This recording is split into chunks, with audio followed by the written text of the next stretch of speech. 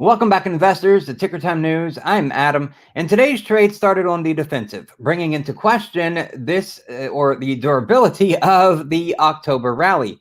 Traders were locking in partial products from the two-day. Did I say products? Oh my goodness! All right, let me back up, rewind the past 20 seconds of this live stream, and let's get it right. Welcome back, investors, to Ticker Time News. I am Adam. And today's trade started on the defensive, bringing into question the durability of the October rally. I know we are on a time-sensitive mission. Hold on. There's the second mistake for this live stream. Got to turn that volume down. Okay, back to it. Traders were locking in partial profits from the past two-day relief rally. Now, the major indices did manage to clear last week's highs with this two-day rally. So there's that possibility that the tides could be changing, at least in my belief, for the first half of October. I think we'll see mostly green for those first 15 days. But the back half of October, I don't think is going to be that pretty. Now, of course, we cannot throw caution to the wind given the 9-month corrective action and posturing below all key moving averages, the 20-day, the 50-day, the 200-day moving averages. They are all above us, above our head, putting pressure down on price action. As we saw today, like I mentioned in yesterday's live stream, the S&P or SPX struggled to break above its 20-day moving average. It did not. It got within 10 points of that moving average, and then boom, the show was over. And we didn't reach that high, which was, I believe, 38.06, I think was the high for today. We didn't reach that high until the last 45 minutes of trading today. So we got started in a hole, and we had to dig our way out of that hole and didn't quite make it back to the flat line. Now, the stock market, as I just said, it staged a comeback effort that matched neatly with a lack of follow-through selling in the Treasury market after the 2-year and the 10-year tested Friday's settlement levels. Now, the market's ability to turn around from early lows became its very own catalyst for today, with influential upside leaders from mega cap and semiconductor stocks. The S&P 500, Dow Jones, and NASDAQ Composite ultimately closed just a whiskers hair below the flat or unchanged mark after recovering from some pretty big losses this morning. S&P 500, 1.8% in the hole. The Dow Jones, 1.4% in the hole. And most importantly here, the NASDAQ. It was down 2.4% earlier this morning and was able to rally back to nearly flat. That is impressive. Now, the S&P 500, it did test and it found resistance at that 3,800 level, which is just about where that 20-day moving average is right now, after setting a new low for 2022 of 3,585 just last Friday. So that is a very quick turnaround. Now, our top 10 momentum stocks, it goes out every Tuesday. We include 10 of the fastest moving, highest momentum based on volume and some other metrics in the market. We send that out to our private community so they have that information and they can trade on that information. And then on our Patreon, we actually include 5 extra bonus stocks in our top 10 momentum stocks list. So it's actually 15 stocks that you get. Haven't figured out an easy way yet to get it onto our Discord server, but at least the top 10 are on the Discord server for right now. Now, those top 10 stocks, actually 15, they outperformed the broader market and all the major indices today. 8 out of the top 10 stocks finished with gains today, ranging from 0.3% all the way up to 2.6%. The average gain from our top 10 momentum stocks list this week averaged 1.55% on the day. And the 5 bonus stocks that come with our top 10 momentum stocks list, they actually averaged a 2.5% gain on the day. If you would like instant access to our top 10 momentum stocks list, weekly expected moves, numerous trade ideas, all to help you along your investor journey, just click the first link in the description. It is that easy. Now, top momentum stocks for this week. I normally do not do this. I keep these stocks separate and for our private investor community, but I'm going to share some of them with you today. Number one, this was our number one top momentum stock for this week. The ticker symbol XOM. You all know what that is. That is Exxon Mobil. Yes, we went with an energy stock for this week because it had huge momentum. Look at this. This thing is on a rocket ship right now. It is not getting to that oversold point just yet. So there's still a little more room left in the jets of this thing. The RSI is at a, let's call it 60. Once it gets to 70 and above, that is oversold. It was up 4% just today alone. But look at these candles. They have just been rocketing up. Now, I do believe we will run into some resistance right here at this high.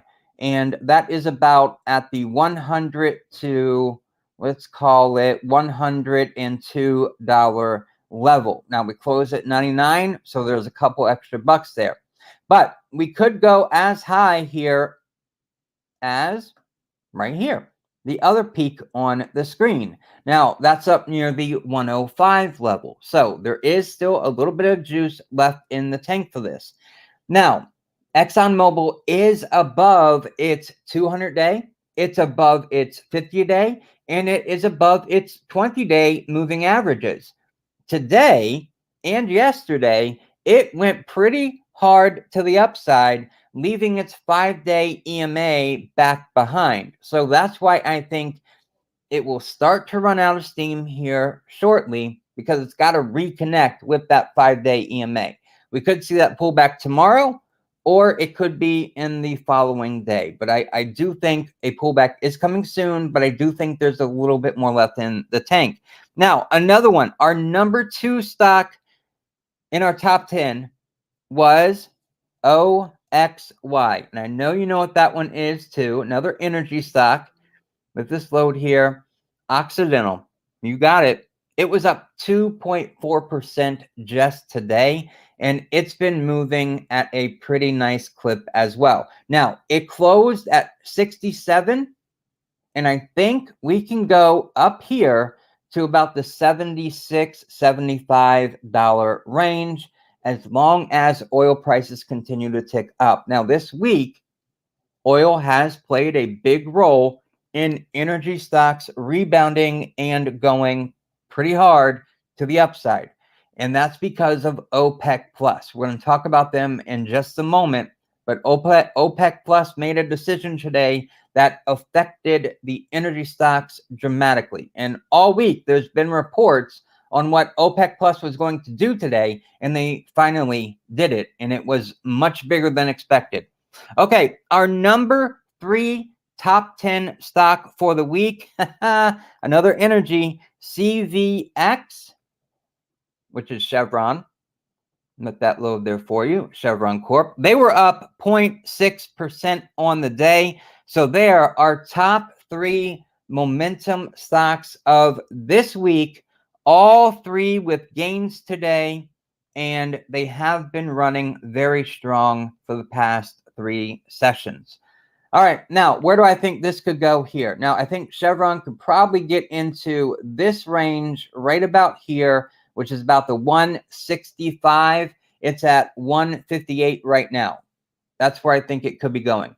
Now, to give you one of our 5 bonus stocks of this week, it was actually a little lesser known, PXD.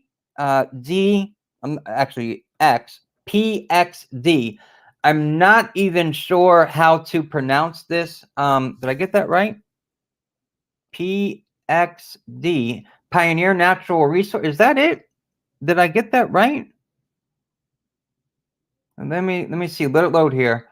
Yep, live stream. Of course, things are gonna go haywire. Yeah, this is right. PXD. I was thinking of BMY, but PXD, Pioneer Natural Resources. This was on our bonus stocks list within our top 10 momentum stocks. We give 5 bonus stocks, so it's a total of 15 stocks that you can choose from that are of the highest momentum in the market. You can see here, look at the momentum this thing has had. And again, I think it can be challenged up here, which is at about the 263 range. It's at 251 right now. It was up 3.1% on the day. So there you have it. Don't usually do it, but I gave out our top 3 momentum stocks list. I gave out our top 3 stocks on our top 10 momentum stocks list for this week, and one of the 5 bonus stocks that we give out as well on that list. Now, let's get back to the market. Let's pull up the SPY here, SPY.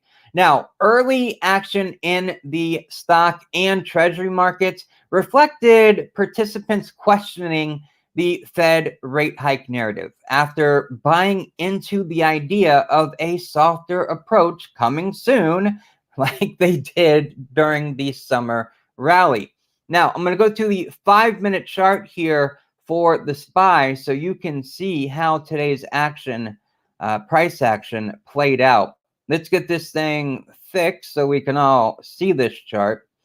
Open this up a little bit here. You can see all day today we stayed above that weekly expected move, which is the purple line underneath the candles here at 369. That is the upper end of the weekly expected move. Now, starting around mid-morning, you can see here we had the gap down this morning, kind of traded flat out the gate, almost can call it a flagging pattern, and then we dropped.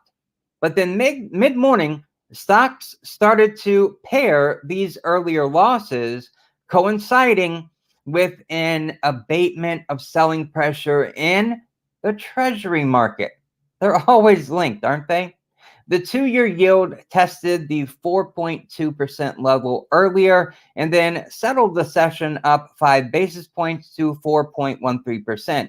And then the 10-year, it tested 3.8% earlier, but then settled the session up 14 basis points to 3.76%. But look at this. All morning and afternoon, we were in rally mode. And then about 3:15, that's when we hit our peak for today. Now, on the SPY, that peak was 379, about 10 points above the weekly expected move. Now, mega cap stocks proved to be an important upside driver today. The Vanguard Mega Cap Growth ETF, ticker symbol is MGK. Let that load for you. It closed up 0.01%. This is the 5-minute chart here of it. You can see the same pattern as the SPY. It was nearly flat on the day, nearly flat. And then you compare that to a 0.2% loss in the S&P 500 or the SPY. Mega caps help to move this market in the upwards direction and actually finished in a better position. We can see that. Another bright spot in the market was semiconductor stocks. That's right. If we go to ticker symbol SMH, now, there is a link in the description to TradingView, so you can do all the charting right along with us at home. Now, the Eric Semiconductor Etf, again, that ticker symbol is SMH. We do weekly expected moves for this ETF as well. This is the 5-minute chart still, so you can see today's price action gap down but it closed with a 1% gain.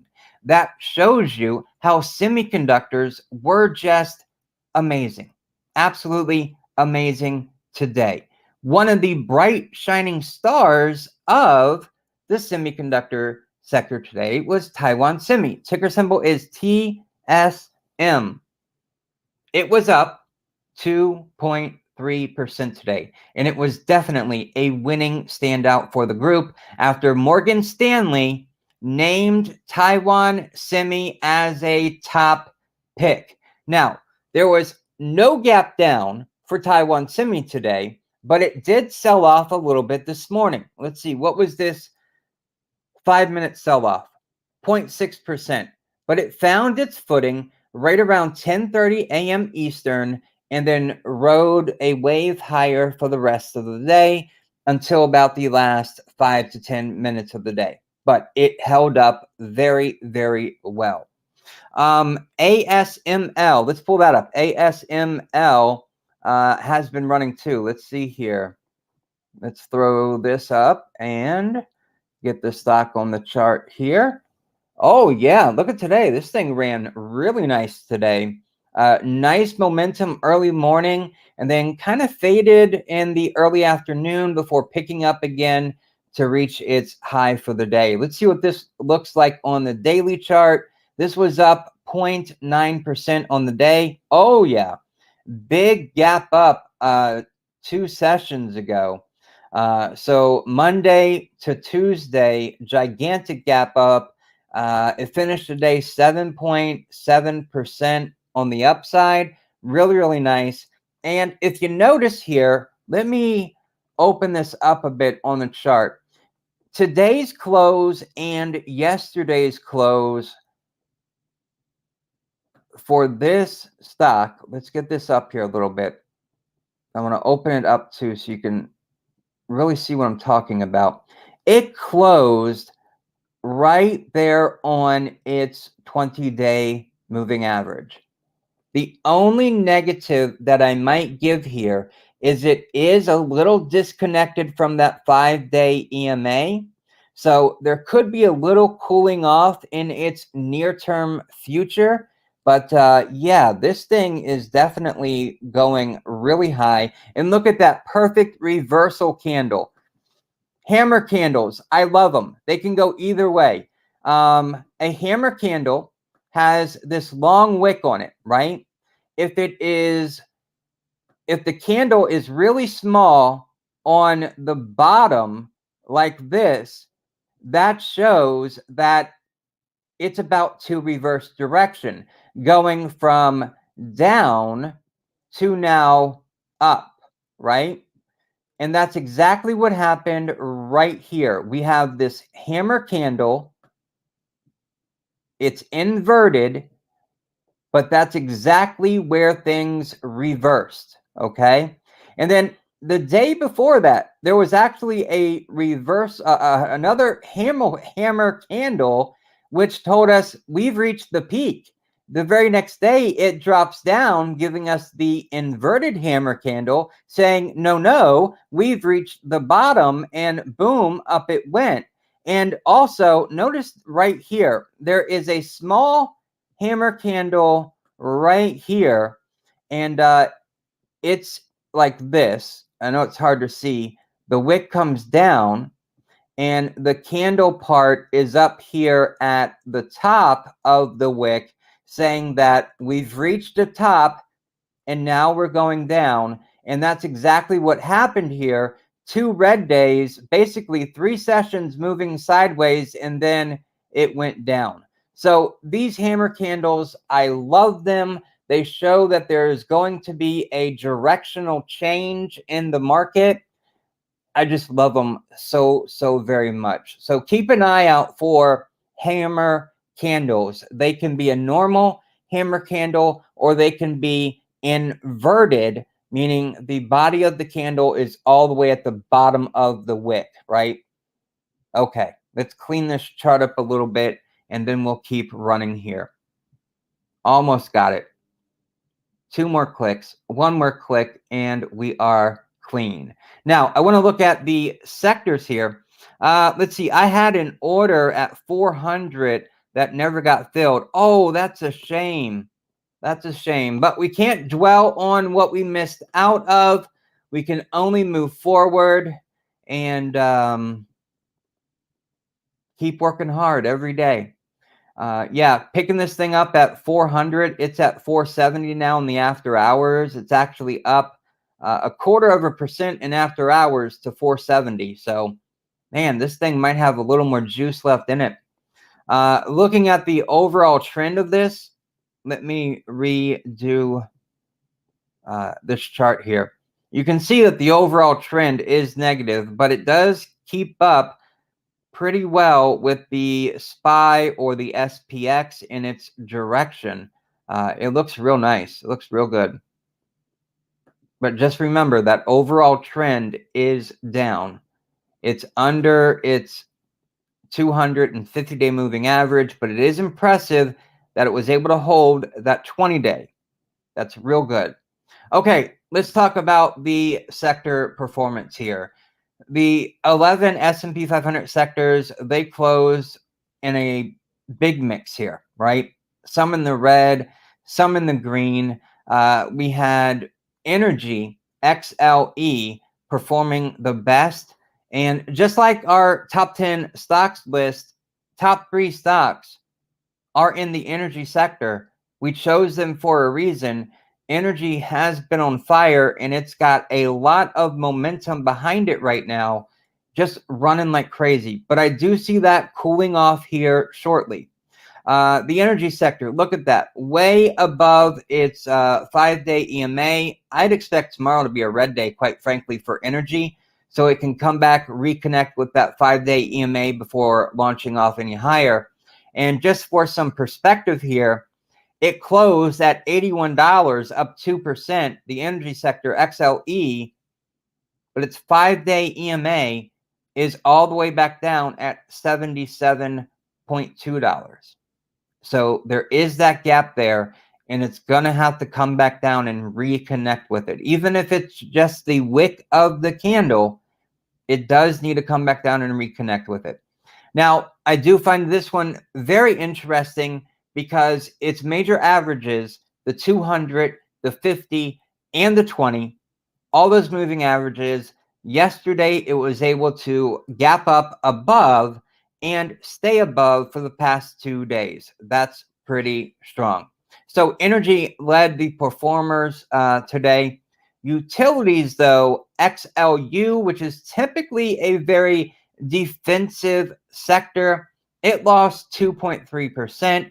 Real estate was down. XLRE, it was down 1.9%. Those two brought up the rear of the leaderboard for the 11 S&P 500 sectors. Now, energy, why was it boosted? It was boosted because of oil. Let's look at that. U.S. oil on TradingView, easy ticker to remember. WTI crude oil, it rose 1.5% today. It's back up into the $87 range per barrel. Why? All week, there has been news reports circulating saying that OPEC Plus is going to cut supply by 1 million barrels a day. Then yesterday, a report came out saying 1.5 million barrels per day would be cut from production. Well, the meeting with OPEC Plus was today, and OPEC Plus agreed to a 2 million barrel per day production cut starting in November. If they're not making the right amount of money, they will cut production to starve us out, to make oil prices go up. That's the point. It's that simple. The point is for them, OPEC Plus, and every country that's in it, to make money.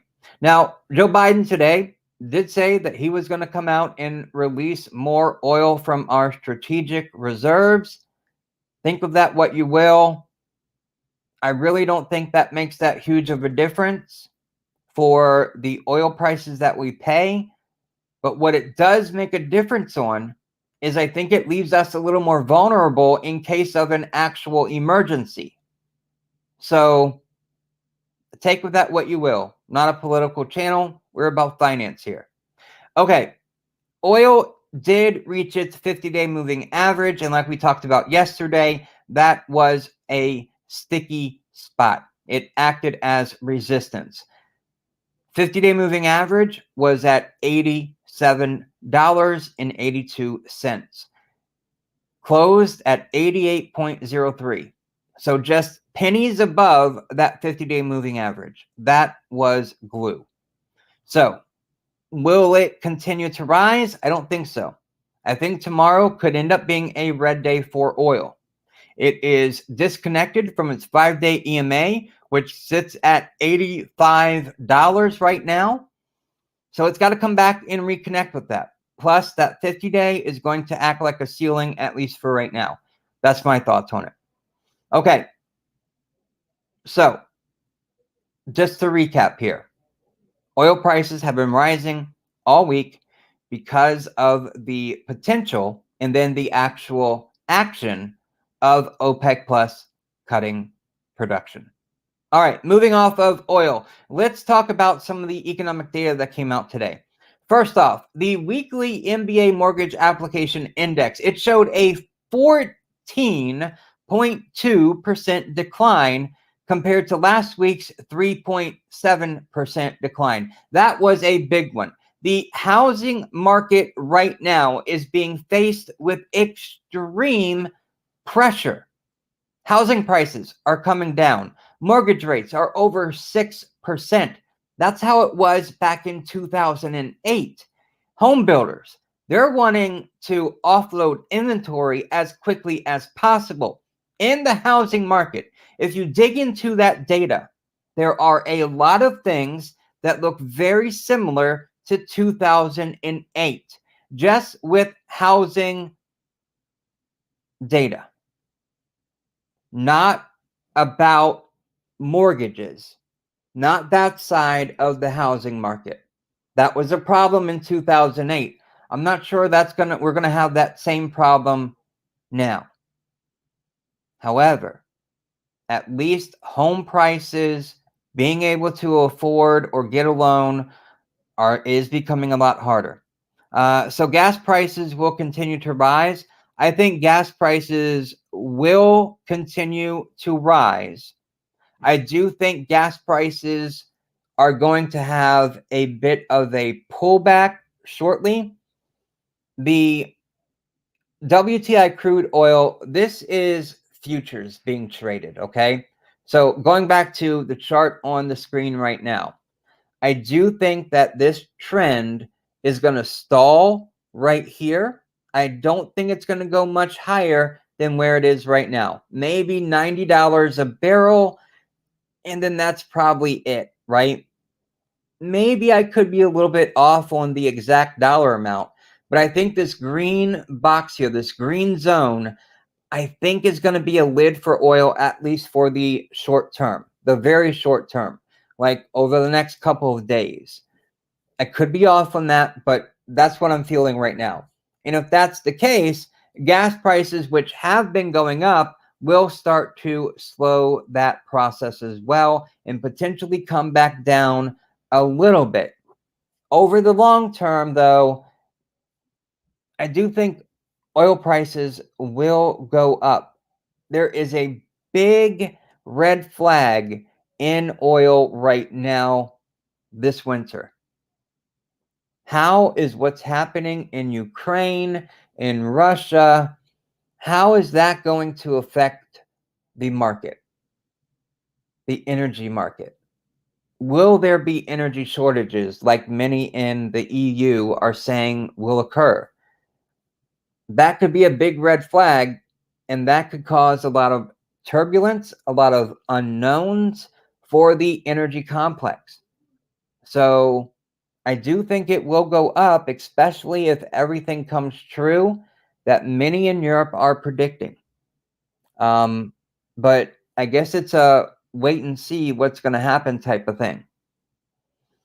So I know that's not a real clear answer, besides the fact that I think in the short term, I think oil could stall right here, almost like, buy the rumor, sell the news. Well, the news was today. So as long as OPEC plus doesn't say we're going to cut more production, I think things could kind of level out right here for the time being, at least for oil prices, which then affects gasoline prices. Okay, let's keep rolling here.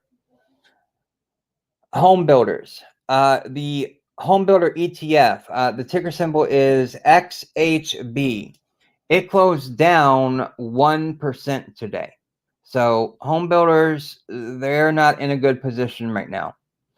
And then we got the September ADP employment change. It totaled 208,000. The expectation was 198,000. We'll see how that compares to the actual employment data when it comes out later. Then U.S. trade deficit. This one's important for understanding not just the U.S. economy, but the global economy as well.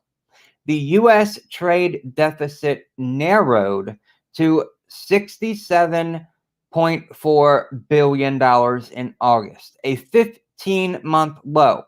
The expectation was a negative 67.9 billion. So the key takeaway here is that this reduction in trade does point to some softening in global economic activity, as both imports and exports were less than they were in July, which is what we pointed out yesterday would be the case. Next, September, IHS Market Services PMI final reading came in at 49.3, following the prior reading of 49.2. 50 is that magic number. 50 and above, you are growing. Under 50, you're contracting. So we are contracting there. Then the September ISM non-manufacturing index fell to 56.7%. The expectation was 56%. So a little bit better, 0.7% above expectation. The key takeaway is that business activity for non-manufacturing, for the non-manufacturing sector held pretty steady in September and was stronger than expected, that 0.7%. While a slightly lower reading versus August shows some softening there. The slowdown for the largest sector of the economy isn't significant enough to fuel a belief that the Fed is about to pivot soon with its monetary policy. And remember, numbers over 50 are viewed as positive for the economy, while numbers under 50 are seen as contracting. Now, looking ahead to Wednesday, tomorrow, market participants will receive the at 8:30 a.m., I believe this one is, the weekly initial claims. The expectation is 203,000. The prior reading was 193,000. So that's showing a little bit of softening there in the jobs market. Then continuing claims, we get that number. The prior reading was 1.347 million. So will that number rise? I think there's a good possibility. And then we get more Fed speak. There has been a lot of Fed speak this week, and the majority of it has been spot on with where it's been for the past several months. Hawkish, saying that interest rates will continue to go up. There is no Fed pivot in sight. Monetary tightening. Monetary policy, we got to tighten. It's all been the same. So that hasn't really spooked the market in a sense, because it has been all predictable and all uniform, and nothing unknown. Okay, that wraps up what I wanted to talk about. I am going to look at the Qs and IWM here just to point those out because I didn't do that earlier in the live stream. But if you have a question before I wrap this up, now's a great time to ask it. So if you have one, put it into the comments. We'll go over it, whatever it is. And if you're doing, and as you are doing that, if you could do me a quick favor and click that like button and share this video with a friend, that really helps out a small channel like this. Beat that algorithm. I know it sucks to hear that every time in a video, but it is true. When you take action, the YouTube algorithm takes action as well. And if you like the perspective, you want more, you want our top 10 momentum stocks list or everything else, click that first link in the description and join our investor community. We'd love to see you there. All right, let's look at the Qs and the IWM. I probably should have clicked on that before going through it. Okay, so here we are. I want the weekly expected moves here to load so we can see those as well. Not much change today, right? The Qs were flat, technically down 0.05%. Flat in my book. The gap down this morning and then the climb out of the hole for the rest of the day. That 20-day moving average, if I can get this chart to settle here so we can see, wasn't quite tagged today. The 20-day sits at 285. We're at 281. I think that will act as a little bit of resistance. But I think this rally in the Qs, in the SPY, in the IWM, I think these three indices can continue to rally. Obviously not in a straight line like this one, but I think it can rise and come up and tag the 50-day moving average.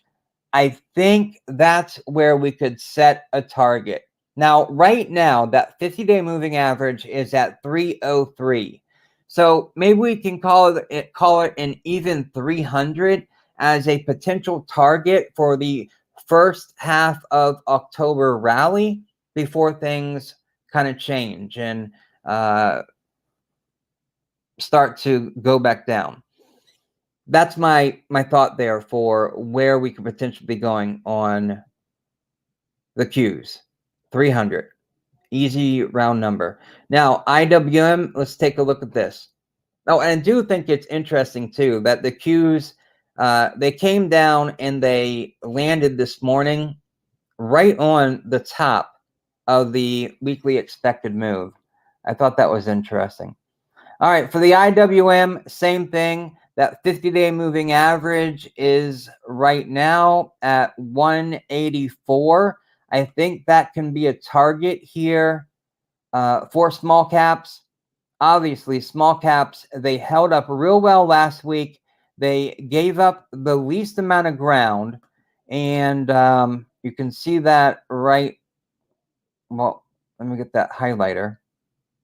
We can see that right here, that it held up real well last week. And then today, this week then gave us that giant gap up and launch right up to that 20-day moving average, which sits at 175. So closed at 174, just slightly under it. But again, for the IWM, for where I think this first half of October rally could go, I think that 50-day moving average is probably the target, which again is at 184, about 10 points above where we are right now. All right, and then let me just real quick give you that number for the SPY, where I think that is going for the first half of October. And question here. Do you think the Fed does another 75, let's get it up, basis point hike if CPI comes in low? Yes, I do. I think that the November meeting, because remember, there is no October meeting. So the Fed is going to get 2 more CPI prints before the next FOMC meeting. They're going to get the October one and the November one, and they'll make their decision there. Remember about a month or maybe a month and a half or so ago, I said we need to be careful about the October CPI report, because that one could have a little surprise of inflation actually ticking up. I may have been a month too far behind because core CPI did tick up last month. So maybe it won't in October, but obviously we'll have to wait and see what happens. Now, since you're here asking the questions, I did check out Lance Roberts. I like him. I like him a lot. He is really good. He knows his information really well. And thank you for pointing that out. Yeah, he's pretty cool. And he does have a lot of good, valid points. And listening to him on a couple videos, it did sound a lot like myself and what I've been saying, like you pointed out a couple days ago. So thank you for sharing Lance Roberts with me. I greatly appreciate that. Okay, for the SPY, that 50-day moving average is at 399. So maybe we could get up to 400 on the SPY in the first half or so of October. I think that would be a really good goal if inflation does settle down a little bit in October. I think that'll be another boost to the market to get it moving. Obviously, right now, we're stalling out at a rate around that 20-day moving average, letting some of the swing traders take some profits, sell into strength, and then move on from there. Just for the SPX, to give you a number for that, and then I'll get your other question up here on the board as well. I think the Fed will do a 75 in November, a 50 to a 75 in December. I really believe they want to get the rate up to 4% or higher by the end of this year. And the only way for the Fed to reach 4% plus is to do a 75 and then a minimum of a 50 in December. That's the only way to get above 4 points or 4% for the Fed funds rate. And I think that's where they want to be. That's their target for the end of this year. And when you look at the CME Fed Watch tool, that's what the probabilities are also showing. Above 4%. 4.25 to 4.5% is one of the higher ones. So even market participants think that's where the Fed is going. And Jerome Powell said he is not slowing down. So I don't think he's going to go back on his word, although there is one, and this gets to your question here. Everyone trying to front run a pivot is making me think they'll lower it. Remember during the summer when we had our beautiful summer rally, right? All of this going from July 14th all the way up to August 18th. That summer rally was mainly driven by a belief that the Fed would lower its interest rate, not just pivot, although many market participants believed the Fed would be pivoting, which means stop raising rates and lowering rates. Other market participants thought that maybe the Fed would, instead of going up to 50 or 75, lower that down to maybe a 25 basis point rate hike like they started with. But that's not what the Fed did. The Fed did another 75 basis point rate hike. And then they gave us another one for September. I don't think the Fed is going to let off the gas until inflation is down close to or near 2%. Maybe I could see this scenario playing out. If inflation comes down to 5%, maybe at that point, the Fed would stop doing 75 basis point rate hikes and maybe bring it down to a 50. Maybe even as low as a 25. But 2023, I don't know yet, because we have a whole quarter of data ahead of us from now until January 1st. And anything can happen within those 3 months. But during these 3 months, we have 2 more Fed meetings, November and December. I wholeheartedly believe that it doesn't matter what the stock market thinks. It doesn't matter how the stock market is performing. The only thing that matters is inflation. And if inflation is not down to 2%, and I do not believe it will be this year, maybe we get to 5% for the December read, but that would be really, really generous if it did. But again, it's possible. But I do not see the Fed letting off the gas even a little bit during November and December. I think for 2022, the Fed is dead set on raising rates over 4%. So everyone trying to front run a pivot will not cause the Fed to lower rates. The Fed is no longer your friend. For 14 years, the market has been taught that the Fed is their friend. Every time the market has wavered over the past 14 years, the Fed has always stepped in with some type of quantitative easing, with putting more money into the market. But that's what's got us here. Printing too much money over the past couple of years put us in this spot. And the unlimited quantitative easing that the Fed did due to the pandemic back in March of 2020, we are feeling that with inflation today.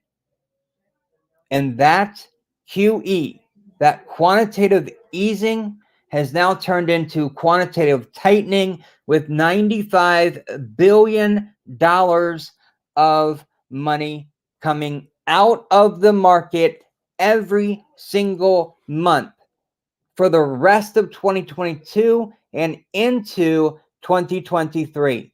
Now, over the past 14 years, what has the market done? Let's go to a weekly view of the SPX, and I'm going to zoom this thing out so we can see the last 14 years, because this has been, we got to go even further back. This has been a 14-year bull market. Let's go back even further. We're at 2014, 2013. Let's go back. Let's go back to 2008, 2009. We're almost there. There's 2010. There's 2008. So from the financial crisis, 2008, to today, where are we today? We're right here today. The Fed has always stepped in to help the market. They will not do it again. They will not. I am firmly convinced. My conviction on this is extremely high that at least in 2022, the Fed's not going to do anything to help the stock market. Let's see here. Yeah, Lance also seems realistic with expectations. Yeah, the few videos that I watched, yes, he definitely did. And that's exactly what I try to do as well. But I hope I'm not busting your bubble here. I'm not trying to uh, uh, you know, uh, be rough with my answer on this. It's just I am 100% convinced from listening to everything Fed officials have said over the past year that the Fed is not going to help the market. Not in 2022. And probably not in the first quarter of 2023. But I'm not 100% on 2023 just yet, so don't quote me on 2023. But 2022, hold me accountable because that's what I believe. All right. Okay. For SPX, let's go back to where we are now. And I'm going to go back to the daily view so I can tell you where I think the SPX could be headed as long as everything stays on track. I think it's that 50-day moving average, which is at right now, let's call it 4,000. Okay. So I think the SPY can get to 400, SPX can get to 4,000. I think that's where everything is headed. And again, it's not going to go in a straight line. We have a couple weeks to get there. We'll have a couple pullbacks on our way. After that, then we have the back half of October. October surprise. It is a midterm election year. A lot of FUD is going to come into the market, especially on the back half of this month, leading into the midterm elections. History tells us that the back half of October is a letdown. The market drops leading into the midterms. But then after the midterms, maybe things could get a little bit different. Maybe my convictions could be a little bit skewed because of the midterm elections. Remember Jerome Powell, very dovish, beginning of the year. Not really that too concerned about inflation, even though they were starting to show signs of a little bit of panic all the way back in December of last year when their notes were released from the FOMC meeting back in January. But Jerome Powell was still dovish. Then he met with President Biden. And then just a couple days after that meeting, he became a hawk. Very hawkish on this market. Hiking rates faster than they have ever been hiked, at least going back to the 60s and the 70s. Rate hikes have gone up extremely fast in a short period of time. So I'm saying this to say that it is a potential that after the midterm elections are over with, to your point, maybe the Fed, instead of doing a 75 basis point rate hike, maybe they do a 50. But in order to get above that 4% rate by the end of the year, which I'm firm on, they've got to put a 75 basis point hike somewhere, whether it's November or December. Maybe they do a 50 in November after the election is over to kind of say, hey, things are getting back under control because who knows? The right people won. I don't know what the narrative will be. Not a politician. But I'm a broken record now. I think it's got to be over 4%. And the only way to do it is 75 and a 50, if not two more 75 basis point rate hikes. Okay, let's throw this one up here as well. Do you also think something breaks at the end? And how far do you think real estate corrects? Okay, that's a good question. Really good questions tonight. I greatly appreciate them. Okay, there is a lot of chatter about the Fed hiking rates and tightening until something breaks. And if the midterm elections come and go, and Jerome Powell is still as hawkish as he is today, then yes, I think the Fed will continue to raise rates. The Fed will continue to tighten until something breaks. The first thing that comes to mind that could break is the credit market. That's the first thing that I think of when the Fed is going to hike rates, quantitative tightening, too much, too fast, and something breaks. I think the credit market is in jeopardy of being that thing that breaks. At least the first. Maybe there could be more. Heck, the stock market could break and sink another, 30%. It's a possibility. To your other question about real estate, I think that real estate, I'm torn on it, to be frank. I think it could be somewhere between 10 and 20%.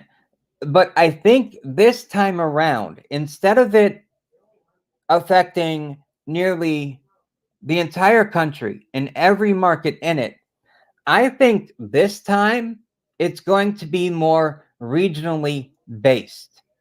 Because what did we see during the pandemic? We saw many people leaving big city centers for I totally lost the name, for more rural areas, I guess I should say. And then two, we saw people move into warmer climates that are warm year round. Florida, Texas, two big ones, right? But Tennessee was also a big one. So what I think is that a 10% correction, maybe that happens someplace in the mid-Atlantic, Northern Virginia, eastern part of West Virginia, Maryland, DC. But we could potentially see a 20-30% correction in the big places that people move to in Florida and Texas. So that's the only reason I say I'm torn on the real estate question, is because I believe this time, instead of a blanket across the country, I think it will be regional. And it's going to be based on the hottest markets during the pandemic. Those will see the furthest decline in home prices. So there's my thoughts on your two questions there. About something breaks, I think it could be the credit market at risk. The bond market could be at risk too for something to break. And that would be really serious, because that's big money. And then real estate, I think it's regional. The hotter the market was through 2020, 2021, and again, thinking Florida, Tennessee, Texas, I think they're going to have the biggest corrections. maybe 30%. But other smaller regions, like maybe, like where I live in Northern Virginia, maybe it's only a 10% correction. So I think it'll be regional, to answer your question. Okay. What about LA? LA is an interesting one. I don't know the statistics on LA. I can look them up and see how they did. I wonder if I can. I'll do some research this evening and see if I can't find a map of the U.S. I know it's out there. I just don't know right off the top of my head where to look to find it. But a map of the U.S. and showing how the different markets were, right, during 2020, 2021. And you could even throw in the first part of 2022 if the data is available for those months, because the summer of 2022, the housing market was still really hot. It was forming cracks, but it was still a hot market. Homes were being sold, and they were being sold for what they were asked for or even over. But now there is a big fall in the housing market. So those cracks in the foundation have turned into that foundation starting to crumble. So I want to get a map of the U.S. showing how the different areas, how they rose, how fast they rose, how fast or how high did they get above the median income for that region. And that will tell you, I think that'll be a really good map to show you which markets will be affected by a decline this time around. Because since I believe it's going to be affected regionally, different markets will be affected in different ways. And I think it all will be based on where people moved to in 2020, 2021, in the first half of 2022. Those will be the markets that get hit harder than markets that saw people leaving the region. So I'll look for a map and specifically look to see if I can find LA, Los Angeles, on that map. And we can talk about it in greater depth during tomorrow's live stream.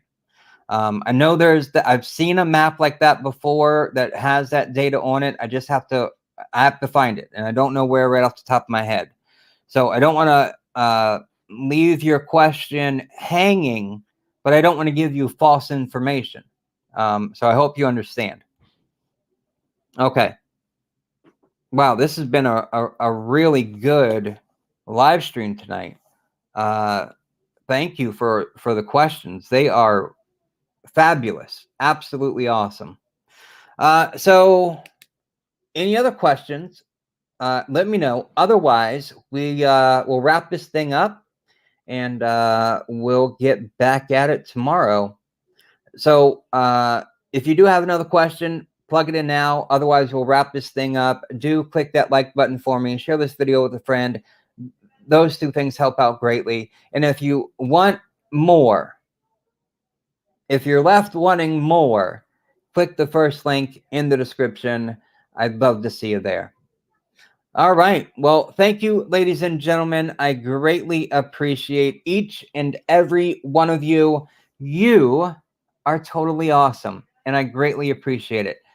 Thumbs up back to you, and I'll see you tomorrow after the market closes to talk about what happened, why it happened, and what could happen next, all tomorrow after the markets have closed. So thank you, ladies and gentlemen. Have a wonderful evening, and I'll see you in the next video.